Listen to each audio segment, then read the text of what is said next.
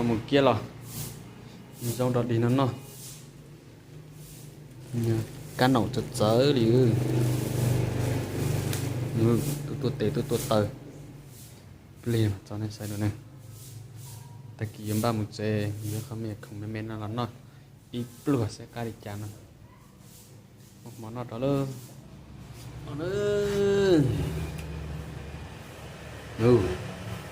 Rolling nó nữa bạch tuột giờ Rolling tới nhiệt mông của chán rồi như tiền chán nọ nó là không có khổ này đạp thấy à tóm nọ đồ lì còn chỉ có cho nó nhung nó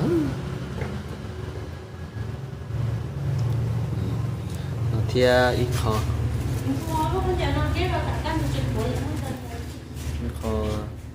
ngồi để giá nó tiếc một cái con nhộ cả họ không mấy khoảng cạnh ngồi để giá tiếc nó nét say này cá cơ lúc lá không ít liền sữa cá một tệ một tờ chiến sĩ khẩn trọng thì nó thế giá nó chân đi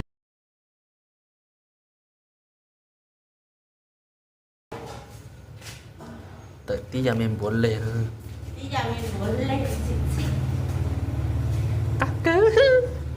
con dâu á tụi con dâu nè ta mà họ tới tí giờ mình muốn lên cái họ tua thế chạy bao lê thế này dạ cá lên mà cá lò thế đó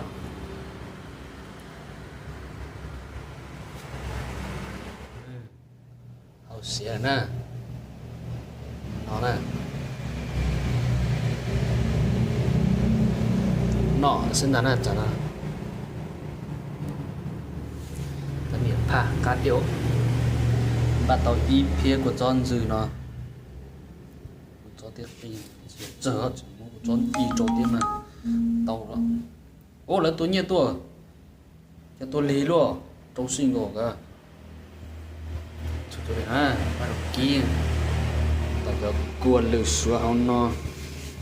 múa cho này cuốn dư nữa như thế nào cam mùa lắm biết thêm một kiểu tàu kia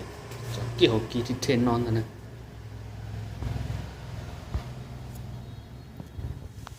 đấy một cái hòn đá này chẳng nó nè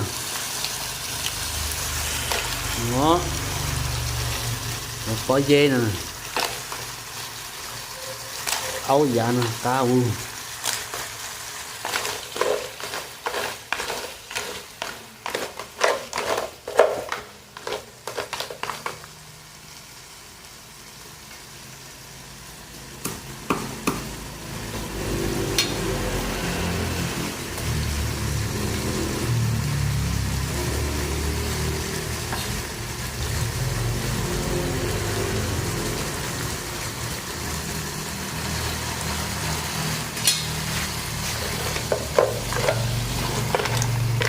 mẫu nó sẽ chít xua man tu man tê chơi đi nó cái khía lò nhớ ra vị xeo đi có đi chó tụ đỏ thì ha sao đi có cha bằng nhóm bài xem bài có tàu nó đi tuần dầu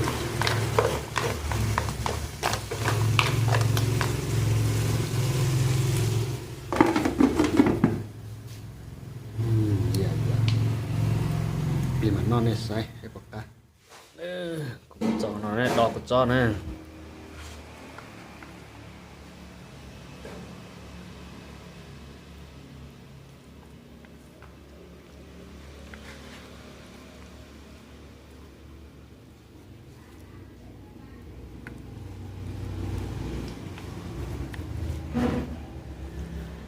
cho nó in gì nó đẹp ca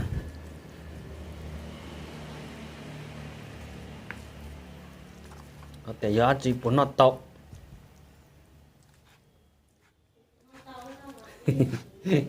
để bốn nó to cho sao để bốn nó to cho nên mà nó là cá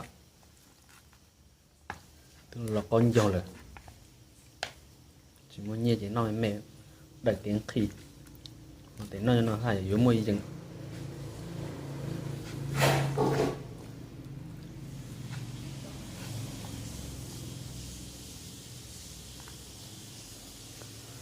vâng được tay cua mà đúng dĩa lì kìa có đầu tiên phải xí nè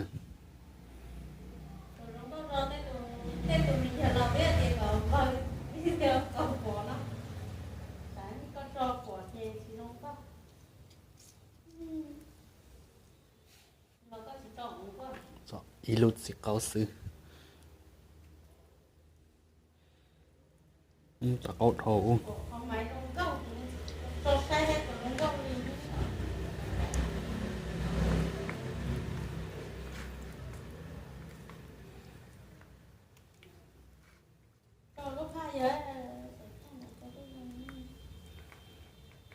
nên nó lịch chả cụ chỉ nói nó xứ nữa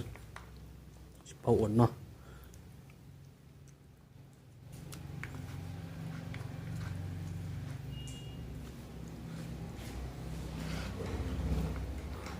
tao lấy nó lấy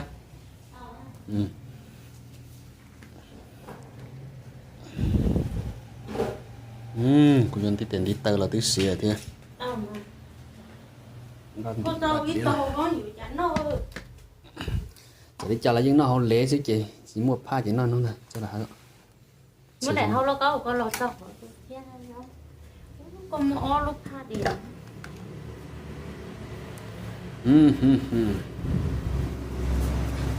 nó nè ăn rượu tiểu chị tao đi gì lúc quay chị tao phá con to rồi chị con muốn tay cậu trong nó đâu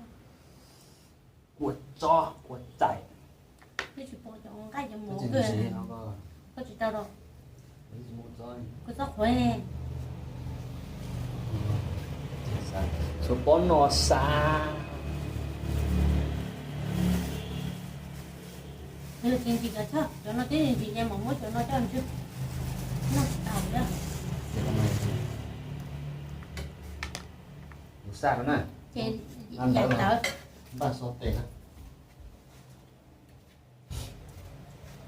nó tự của quay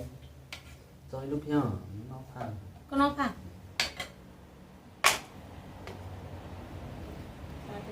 ui con mòn thứ đây lo ôi dù tuấn ơi cái gì nữa nó quật đi lòn nó thay thế nó học ai cầu xứ này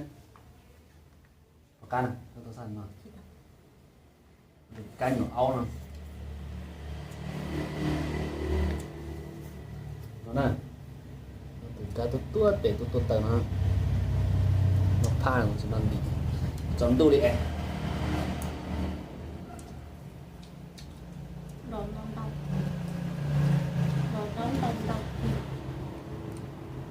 cam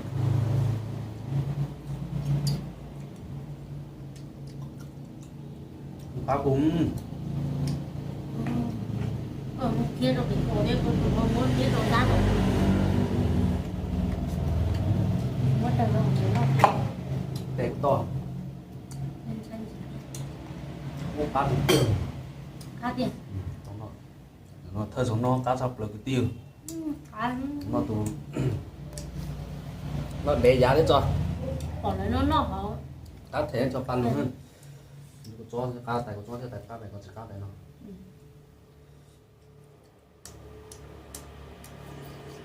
phải có những đâu có phải có chơi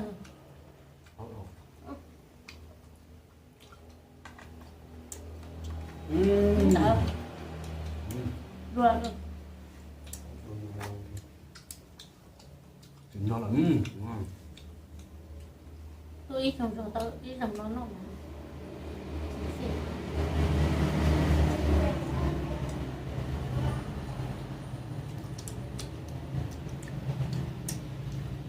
đỏ thanh đỏ nhồng giờ tê quá tê cứ nó nó sẽ ok chị luôn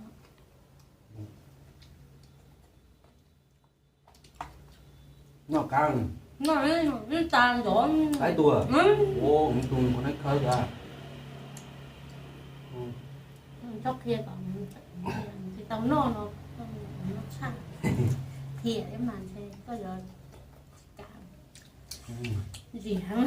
Cá. Chỉ có cá. nó té nè Té. nhưng gì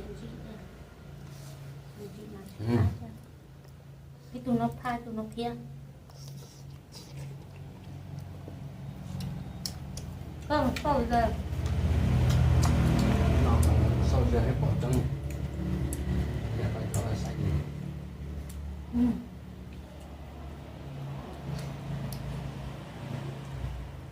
nhận cho sách rồi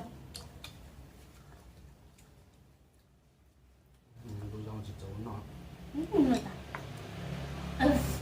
tài rồi Ô, không biết tay à. Ta bỏ à. chỉ mấy lúc cái chỉ còn hơn đâu nó cái rồi xuân chỉ thôi Không có. cái Không lúc có đó đấy. Không có chỉ tốt đấy. Không nó đến giờ.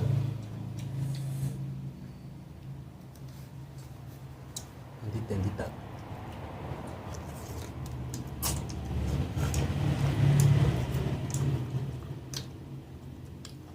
Cá cưng. cho nó có dừng bị tê lắm ách cậu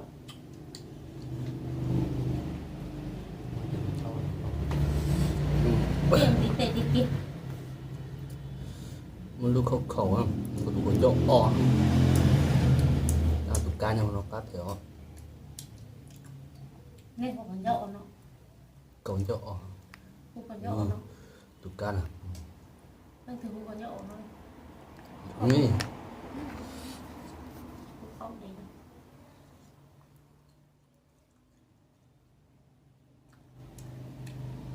mà những Rồi. nó cho nó là nó thịt xì nó mà nhiều nó sắp là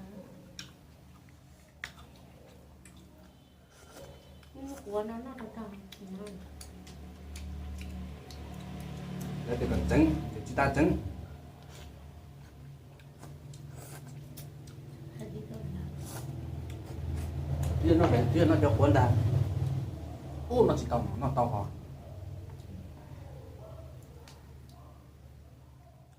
À, cơ.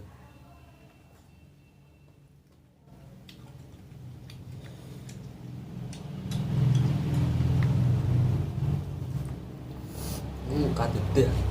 Những của chuồn nan tao.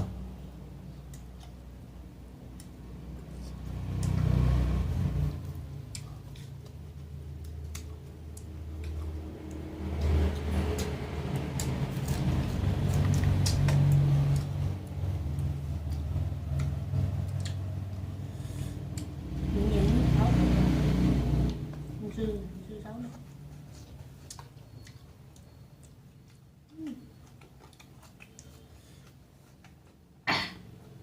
tàu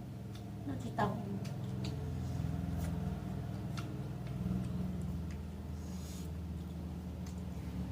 Đấy tụi nó tụi chị. không thường gì Thì o. Nó chỉ mè à. cái nó tủ lọ Đây là nó đá tụi nó. cần thấy tủ lọ Phải chỉ chè một tô cắt rồi. Chúng ta có đu tua. Đu là của cổng đây.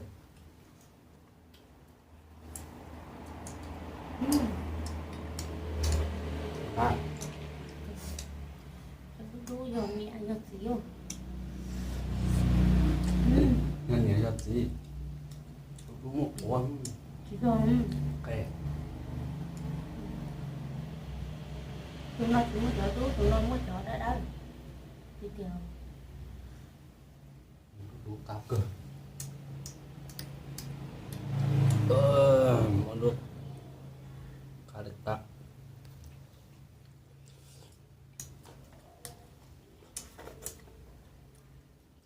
Còn chỗ đúng chưa?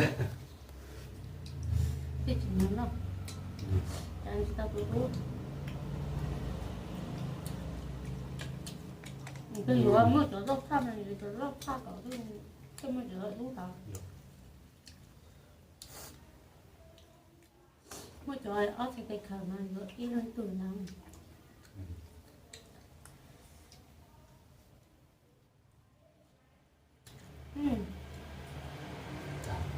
chọc đau có từ sau này nó tập cái một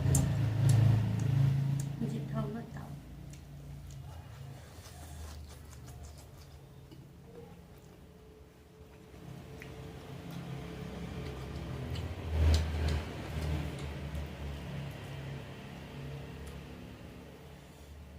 tại con tròn chỉ là bị kia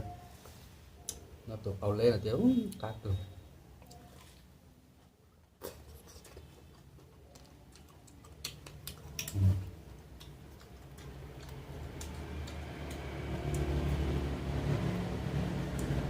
con tròn thì có lúc ra mà nó thành chỉ nòng soi nó cái xe cái gì nó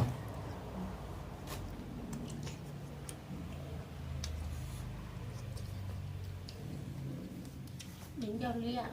ta tập tắm là con dừa đấy con tròn gì do con tàu được cái rồi có món đồng nữa đầu tiền sẽ sắm on tiền nó tiền chỉ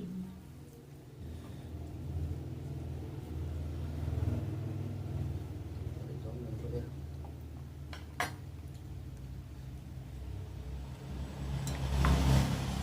cát hoặc là của ta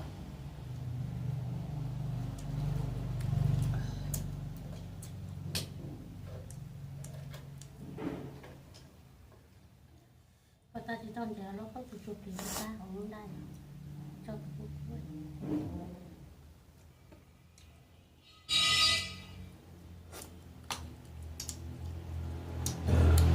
cho toàn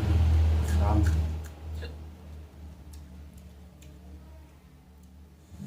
cố tại cô cho nó mà chính kỳ lúc nó có đôi đôi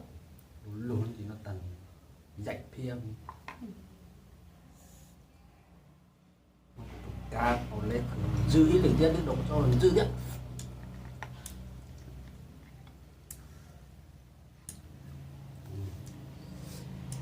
vào lên thì nó từ từ tốt có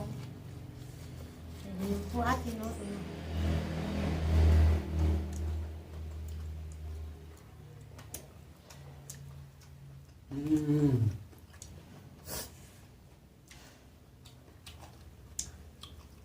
từ ngon thế hứa chưa tập tốt thật chứ bạch tuần là cái gì có cho nên liền chân tập tôi muốn như mình ý kiến mà phát sao cá tôi được nhưng giờ ai à cho những lúc in đây thì tao nó hỏi được con mình chỉ tao cả tuần chỉ nó cả lâu rồi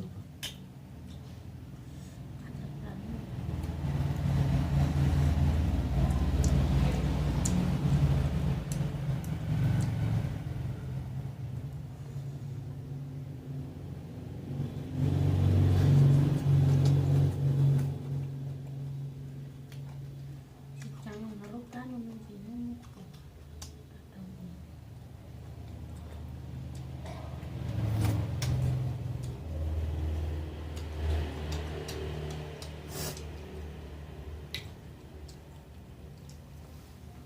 sudah terdepan kok kagak tròn gì cho có tiền không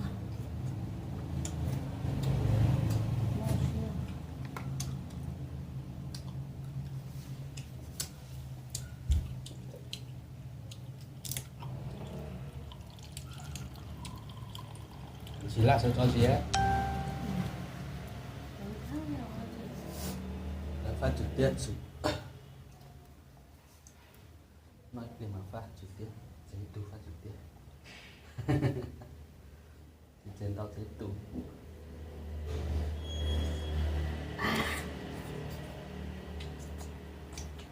sáng thường những pha đua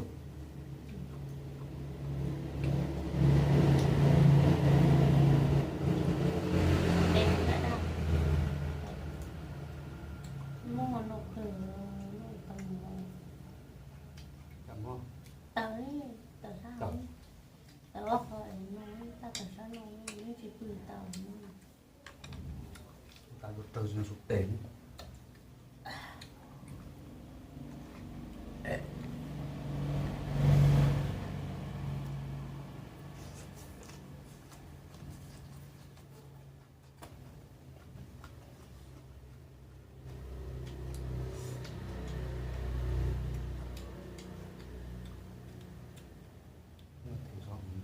Dạ. Có có thể tôi tụ. khi nó thằng Dạ. sạch Cái tụ. đen Rồi tụ cái đen. Đây chả thẳng.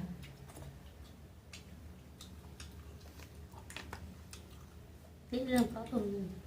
Nó có ý tưởng gì à? Đấy là ý tưởng.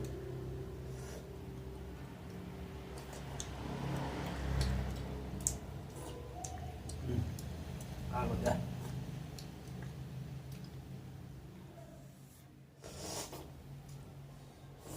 Thì tao tại cái con lợi. Ô, con không ra.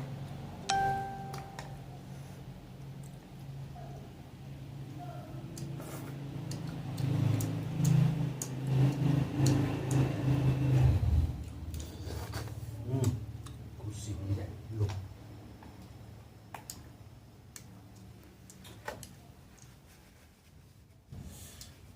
Học bỏ ra nó học tiếng nó tao nó không thể chỉ tao nó sẵn nó sư nhiều sẵn nó cái thằng tao sẵn nó rồi chứ chỉ muốn nhìn tao nó tôi đam mê nào mà ok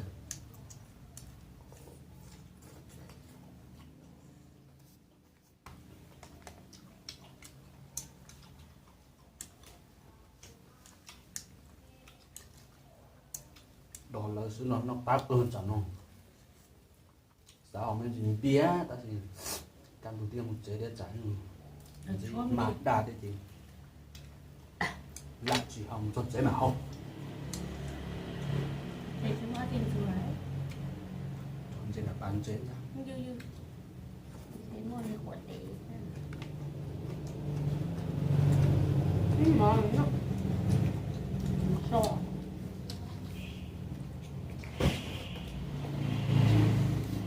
à tôi sợ một chút tóc nó chỉ tàu đấy chỉ ta nó thấy một cái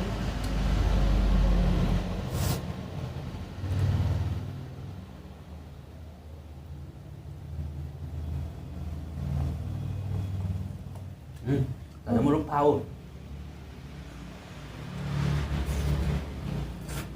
nó lo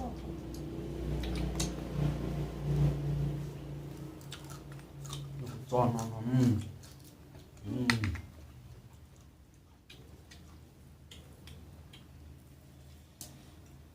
đồng một đầu tư ôi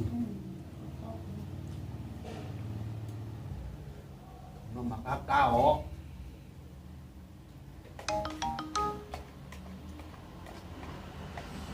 tờ sự nhân nó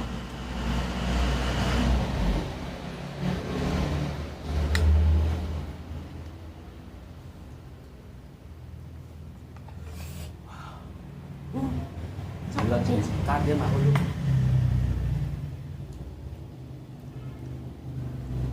nó không có trả cái gì thì không có nó ngon ăn không tốt quá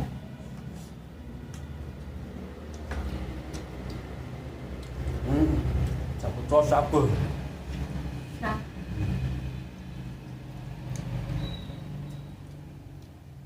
có trình tuổi rồi tao nó chẳng ngon còn mình gì ủa làm dưới trả tiêu xí rồi đi ngon sủa dưới ta chịu tao cho nó cho dùng số em đầu tiêu rồi nó đâu nóng luôn để ta nó đầu tiêu ăn dần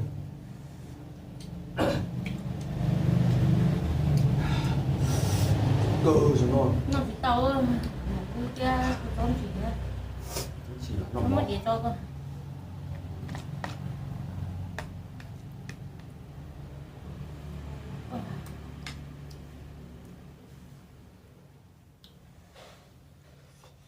kệ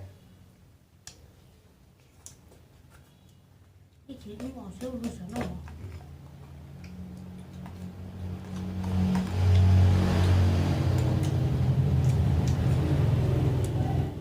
ôi cái tay nó không cho đâu cái tăng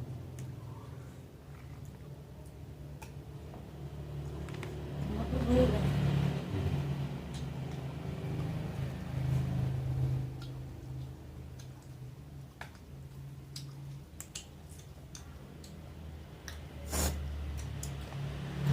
cho nó chắc cá đây này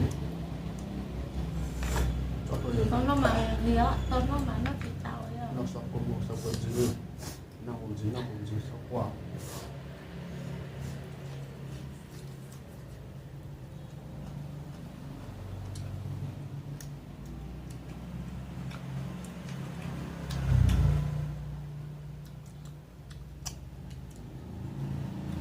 bây giờ cá nó không cần được mà nó mọc khó cái bạch chế mà nó mọc khó sức ăn một khối là cái gì xóa một cái tiền ghê cái như hôm nay một khối thế ghê thấy rồi chả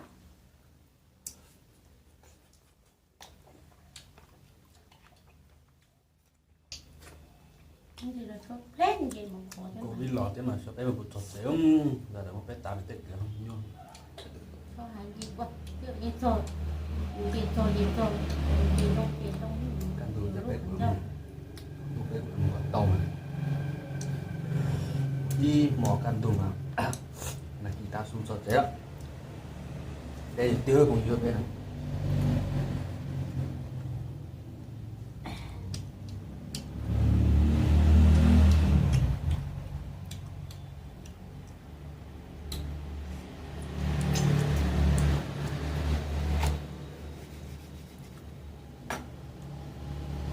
nó ta rồi